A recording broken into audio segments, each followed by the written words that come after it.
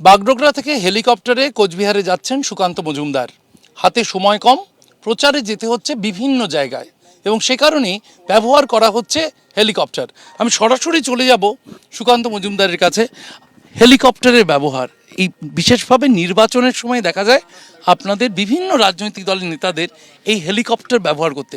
প্রয়োজনটা ঠিক কোথায় এবং কতটা? দেখুন, এইবার বিশেষ করে ২৬শে নির্বাচনে যেহেতু মাত্র ২টি ফেজে নির্বাচন হচ্ছে, তো স্বাভাবিকভাবে রাজ্য নেতৃত্ব আমরা যারা আছি তাদেরকে বিভিন্ন জায়গায় পৌঁছতে হচ্ছে। এবং তার সাথে সাথে আপনারা জানেন যে নারী শক্তি অধিনিয়ম বিল এসে গেছে।